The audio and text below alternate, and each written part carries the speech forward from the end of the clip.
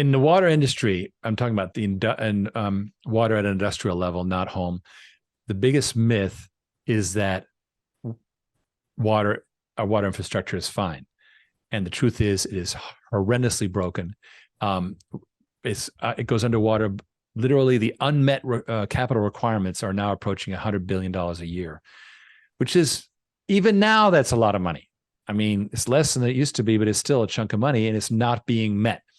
So our company, OriginClear, with its new venture that we have an agreement to get on the Nasdaq with, which is called Water on Demand, is what we're doing is we're taking companies off the grid so they can treat their own water and not be hostage to this broken, dysfunctional system. And that's our mission.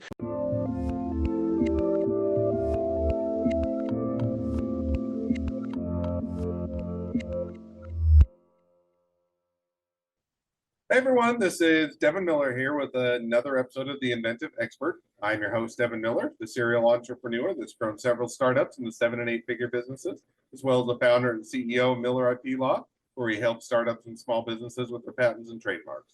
If you ever need help with yours, just go to strategymeeting.com, grab some time with us to chat, and we're always here to help. Now, today we've got another great guest on the podcast, Riggs Eckelberry. And Riggs, we're going to be talking about a few different topics, including alternative sources of funding. So alternative meaning not necessarily venture capitalists, and then also getting the ordinary investor to invest in your business. And then talking a bit more about should you become a publicly traded company and how you make that determination, and also what it's like to get on the Nasdaq, or how you go about doing that. So should be a great conversation. And with that much as introduction, welcome on the podcast, Riggs. Thank you, Devin. Yes, fascinating times, because, like you say, the VC route is becoming more and more dysfunctional, and only about 1% of all ventures get funding. So a lot of people out there trying to figure out where to get their capital. Before we dive too deep into the topics at hand, which we definitely will, for those that haven't caught so just as a reminder to the audience, Riggs was on our sister podcast, The Inventive Journey, and so definitely encourage people to go check out his full journey there. But before we dive into some of the topics at hand, give everybody just a minute or two overview or introduction to yourself. Let them know a little bit more about you. Well, this is the 16-year overnight success. And that is, I started this company, originally named Origin Oil, back in 2007. And we immediately screwed the pooch by going public right away.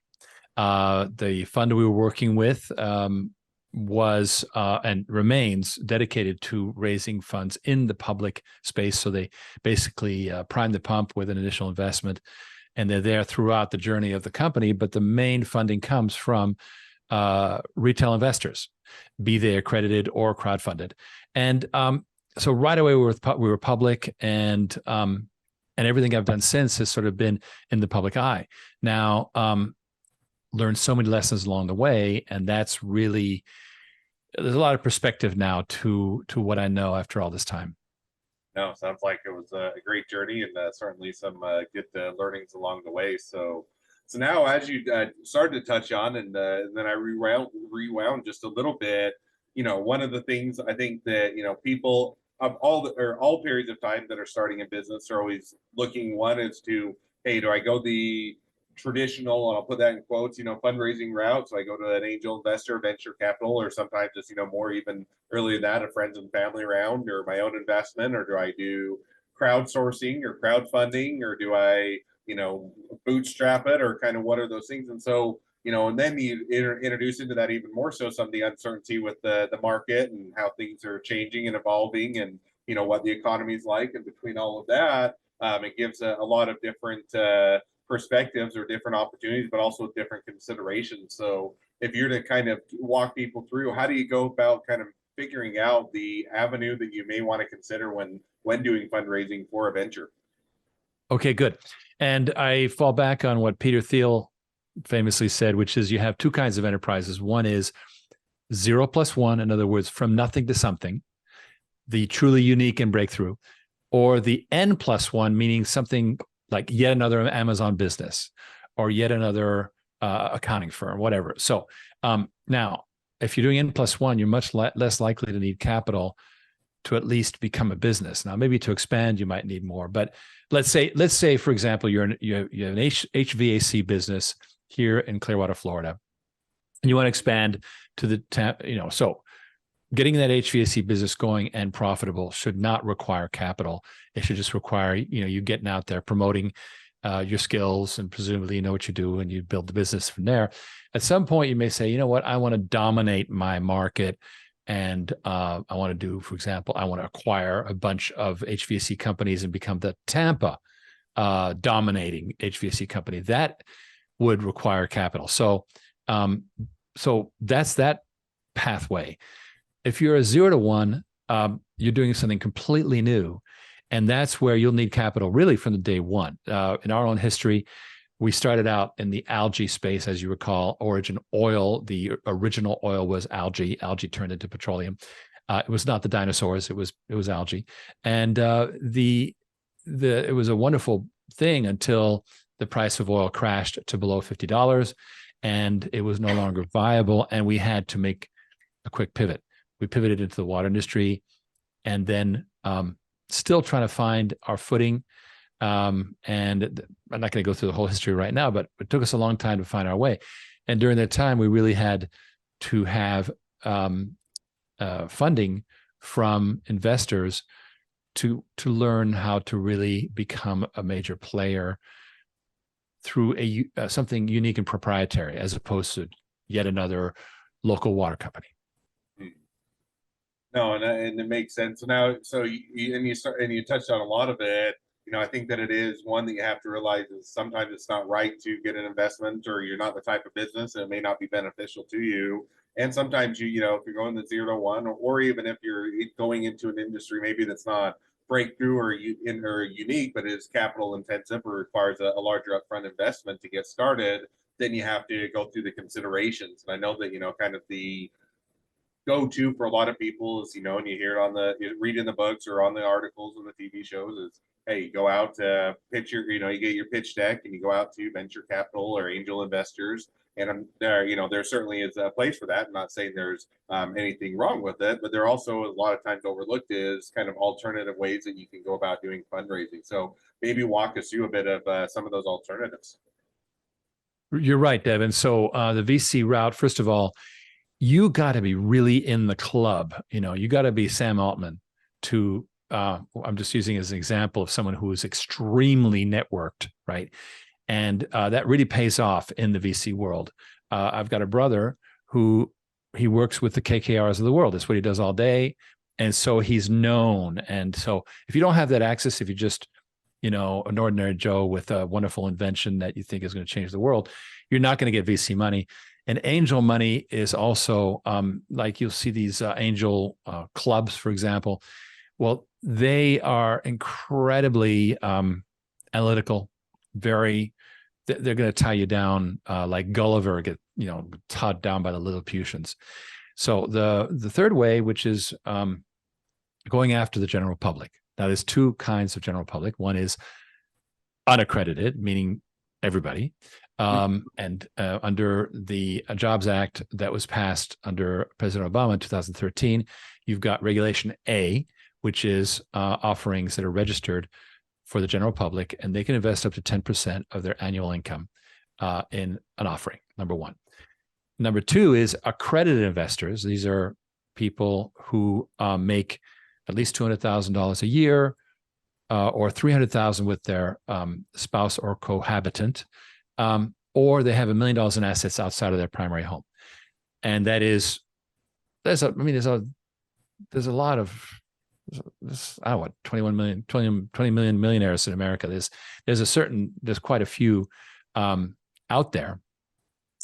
And that's called Regulation D. And then in 2013, a very important thing happened, which was Regulation D used to be something you could only promote to friends and family. And that got liberalized into a new version, which is that you could broadly promote.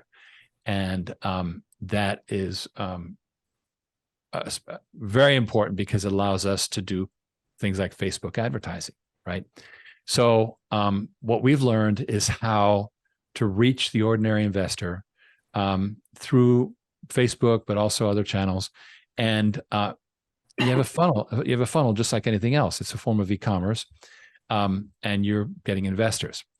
The best of all is to run a hybrid of Regulation A and Regulation D at the same time. Why?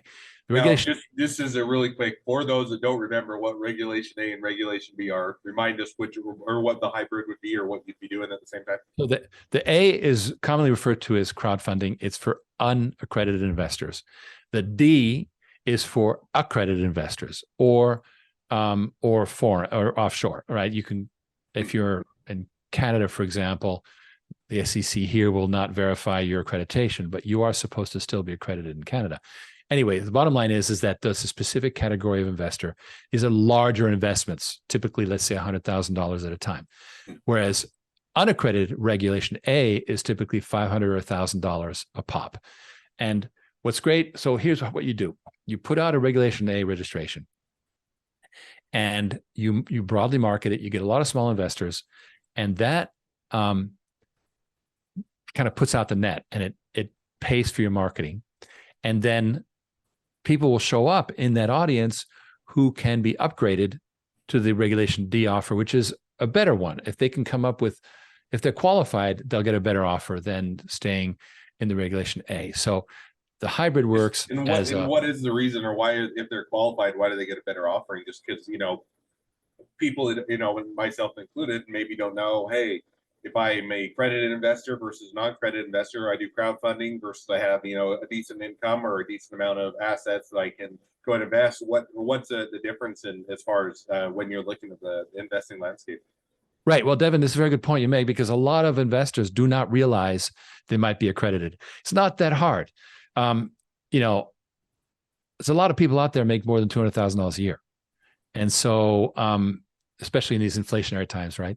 So, it may be his equivalent of 100,000 10 years ago, but that's still the requirement. So you may be accredited and not realize it.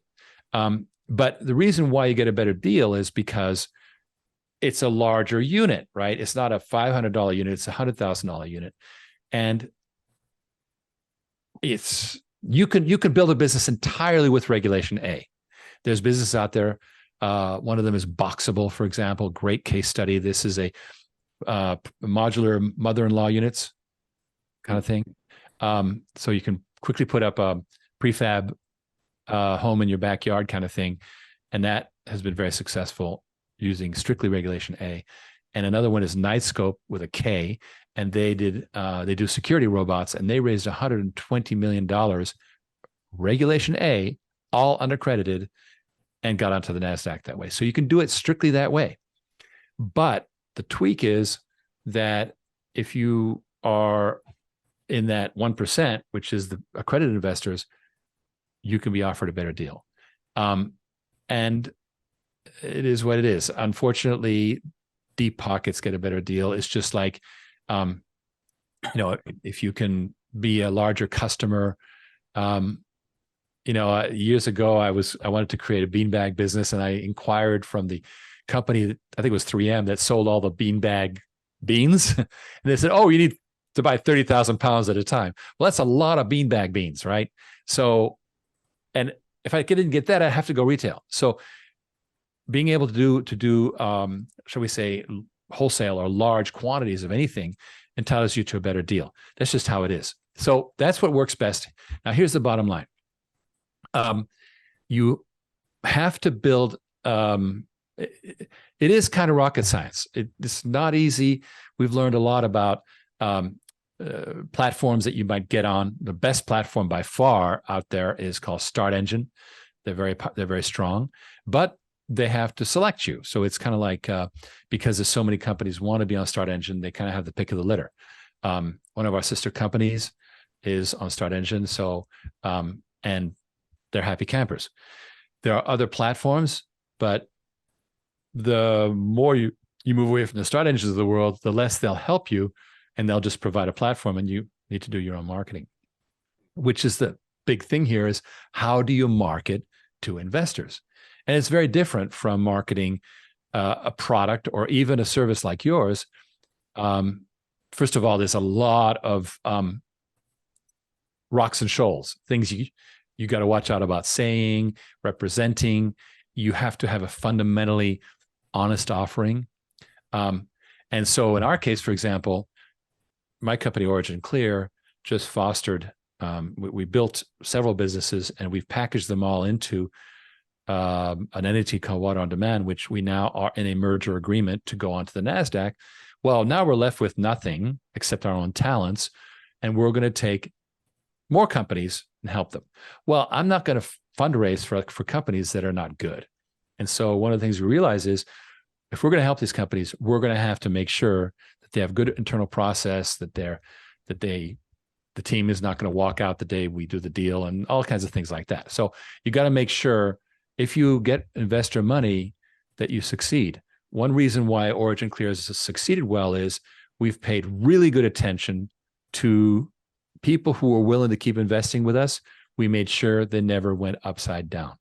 And that is a science all of itself, because so many people are early investors and it's called crammed. They get crammed down, and they get nothing for their early investment. Well, that's sad. Why invest early in anything? Well, we learned that. We realized that we really needed to pay attention to first of all, I feel better knowing that the people who entrust us with their money, we take good care of them as long as they stick with us. That's the covenant is you stick with us, we'll make sure you're okay. And we have mechanisms to do that.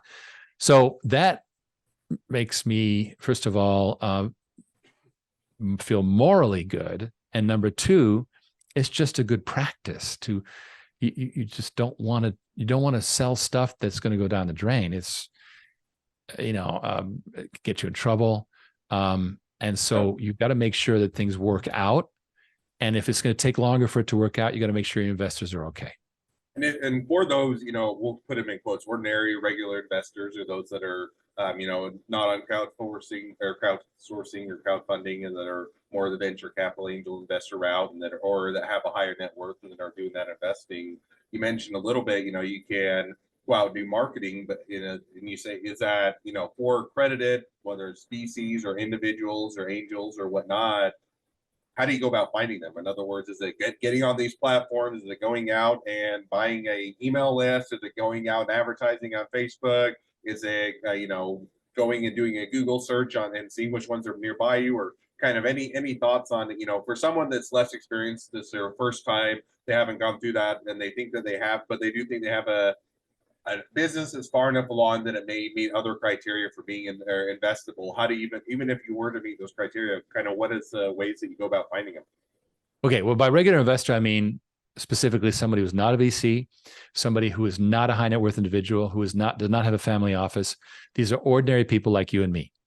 That represents by far the largest amount of money in America because of sheer numbers, right? The way to get to people like you and me is primarily so far through Facebook. We keep trying other platforms, but Facebook is by far the best. And here's why. Facebook is incredibly intrusive. They know so much about you. And it's scary. It's scary how much they know about you. So you can do very, very fine targeting. And for example, you can upload, if you have, let's say 100 or more of your investors that you have their Facebook accounts, you can upload them, and then Facebook will do what's called a lookalike match, and they will find more like it.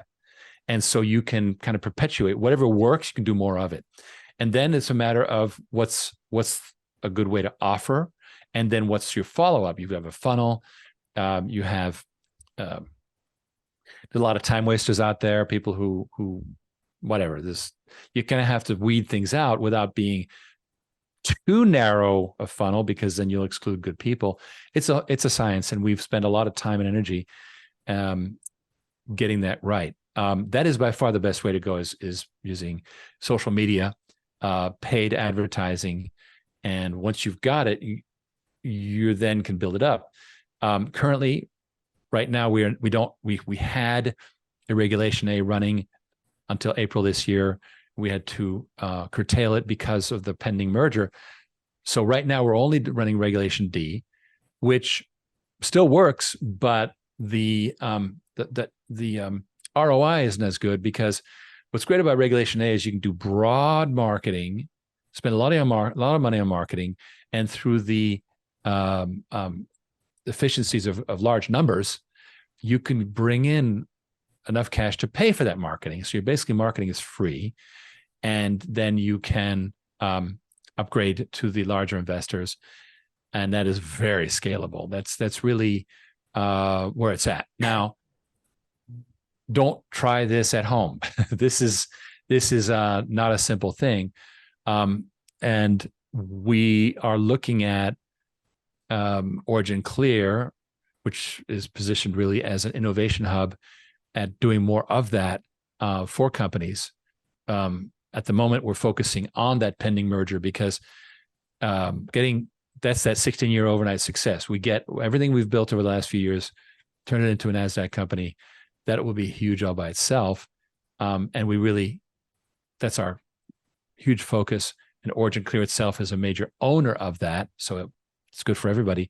But eventually we will export our knowledge and help worthy companies get their funding. And that is a goal of mine that probably won't kick in until later in 2024.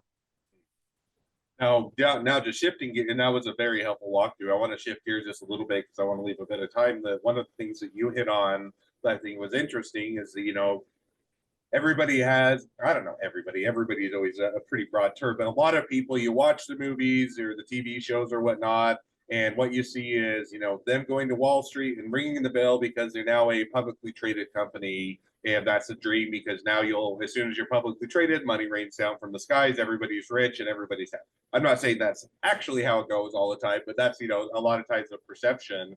And so when you're now looking at, one is, how do you decide, should you go to the Nasdaq? Should you be a publicly traded company? Kind of, if you were weighing that, what is involved with it? Because as far as I've never taken one public, no, I have a lot of clients that have, and it's not a trivial process, and there's a lot involved, and so sometimes you have to weigh as to whether or not it makes sense from multiple perspectives. So, any insights on that?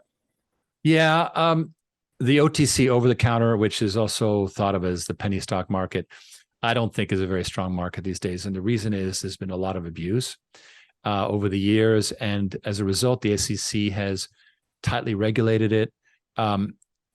And also, because anybody can be on the OTC, let me put it this way. If you can get to the NASDAQ, then you are much more bankable because you met criteria that are much tougher. The NASDAQ maintains, and NASDAQ, I mean also the New York Stock Exchange. I mean the national exchanges.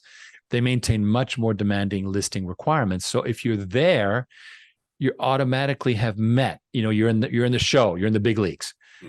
I believe that people should work their way onto the NASDAQ. And by far the best way to do that, in my opinion, is to go through the Regulation A, meaning unaccredited investor route. Because just like how Bernie Sanders built himself a campaign with a bunch of small investors, you can get somewhere with a lot of small investors. Whereas some other people, they build a campaign with a few large investors. Well, that's great, except of course they're hostage to those large investors. But so small investments, lots of them, creates freedom. And Regulation A shares offered in a private company can turn into public shares as a mechanism in Regulation A whereby they can become public, and that's really, really, really, really interesting. It's actually a piece of magic, in my opinion. Now, it's not easy. You have to meet the NASDAQ requirements, which are tough. You're going to have to build a business with assets or revenue or both. I'm not saying it's trivial, but it is probably the best route. No, sounds like, it is a good route, and it offers a lot of it. Now, just because you kind of brought it up, you're curious that, if you go out and if you have a few large investors, you want to take it public, and you go and you inform the large investors, and as long as it looks like there'll be a upside, so it'll do well when it IPOs and they do the initial public offering, people are generally on board. When you have a large amount of small investors, is there any difference, or is there any other considerations? Is it hampered in any way? Does it benefit it, or is it about the same? Well, I would say that because in politics, the large donors can can influence you. In ventures, typically not a non-venture capital route, because the venture capitalists have there's that dreaded monthly meeting with the VC partner where they pretty much can tell you whatever, like, do this and you have to do it. Well, when you are doing these offerings with large or small investors, what matters is your board, not the investors. And so obviously you got to do what the investors like, or they won't invest more. Your best investor is someone who's invested already. Just like in charity, your best donor is the people who've donated already, right? So, because why? Because they got skin in the game, and they have a sunk investment. It's kind of like they kind of need to make sure it's okay. So you really want to maintain good relations with them. Well, in my opinion, it's easier to maintain good relations with a large group of smaller investors rather than a few large investors who know they pretty much have you by, the tail.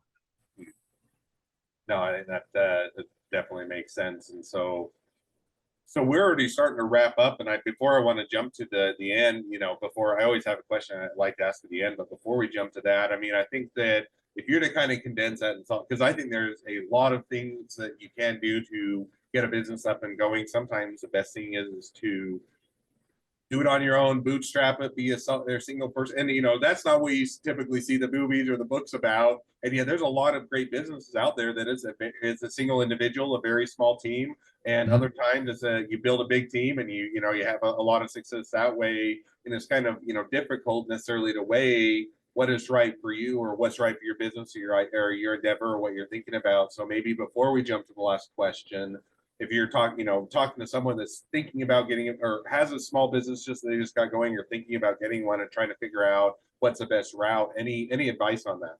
Well, one of the things I referred to early in this conversation, which I think I want to come back to, is a great way to grow a business is through acquisitions, right? Buy up your competitors, either it's regional or it's by vertical or whatever, and you can create it's much easier to buy than build. So if you can buy businesses and make it work, because it's not easy, then you can grow that way, and you don't have to worry about being public either, right? You can use, and there's advice out there about that. But basically what you do is you persuade that competitor that they're better off being part of you, and you give them some kind of the idea is to not give away a bunch of cash, right? Because where do you find that cash? And then you have to borrow it from the SBA, and then you're all tied up with liens, and it's pretty horrible. So, and by the way, borrowing, in my opinion, is the absolute worst way to do things. Do not borrow. Raise money from investors, fine. Find creative ways to do acquisitions by giving up stock in your company, whatever it is, right? But don't borrow, because that will come back to haunt you. And now, I said that was going to be the final question, but you opened up one that I want to follow up on slightly, which is you gave a very strong don't go out and borrow. And I have my own personal beliefs, and they probably mirror that very well. But for those that are saying, hey, what's the problem with borrowing? There are avenues. You can go get a small business loan, or you can get take out a loan against your house and a second mortgage or that. What would be kind of your thoughts or reasons why you would strongly advise against taking out a loan to get a business going? There's some limited scenarios. I know people who managed to, for example, develop a film by leveraging credit cards or whatever. I mean, there's limited things, but they're more in the nature of projects than. And perhaps if you were to get an Amazon business up and running, and you wanted to, finance your inventory, so short uses of money that are money for money, fine. I'm not saying that's bad, but just borrowing against a general ambition, you're going to find yourself servicing that debt, and it gets worse and worse and worse and worse, and you kind of get yourself going down the drain. So the use of borrowing, I think, should be very, very tactical for specific things. Like, I know that if I can get this inventory, I can sell it. Fine, it'll cost me 8 or 12% to turn it around, but I can make 25. Okay, great. That kind of computation is okay, but it does hurt margins.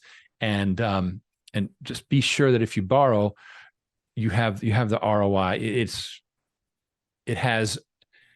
It's like inventory, or to bring in a star player or something like that, right? Things that'll make money for you. Other than that, borrowing as a general idea, been there, done that. It's really hard to deal with it and recover from it.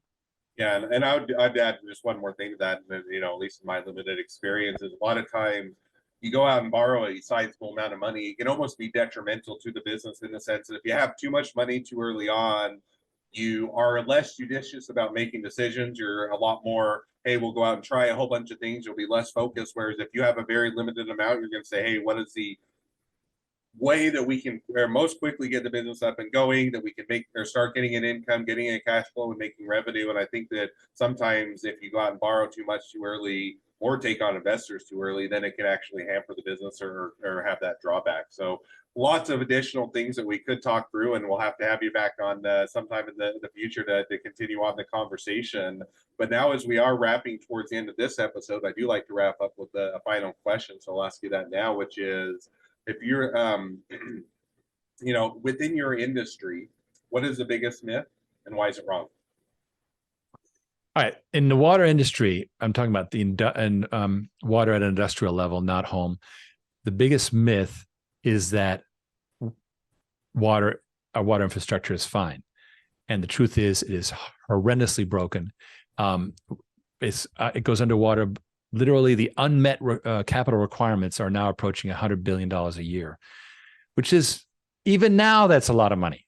I mean, it's less than it used to be, but it's still a chunk of money, and it's not being met. So our company, OriginClear, with its new venture that we have an agreement to get on the Nasdaq with, which is called Water on Demand, is what we're doing is we're taking companies off the grid so they can treat their own water and not be hostage to this broken, dysfunctional system. And that's our mission. And it's becoming a tidal wave, frankly, Devin. When I started advocating for this in 2016, I was like a prophet in the wilderness. People were like, huh, what? Decentralized water? What are you talking about? Today, even CNN is saying the infrastructure is broken. So that myth is being destroyed, thankfully. Oh, that's awesome. Sounds like a good myth to dispel, and sounds like you're making great inroads in dispelling it. So with that, now as we are wrapping towards the end of the episode, if people want to reach out to you, they want to be a customer, they want to be a client, they want to be an employee, they want to be an investor, they want to be your next best friend, any or all of the above, what's the best way to reach out to you, contact you, find out more? Okay. Very simple. For people who are interested in investing, go to OriginClear.com. There's a green Invest Now button. But even before thinking about doing that, sign up for my weekly CEO briefings. In fact, Devin, I had you on one of mine not too long ago. And so every week we report, we say we're the most transparent public company in America. We report on everything every week, right? And so join that. It'll be fascinating.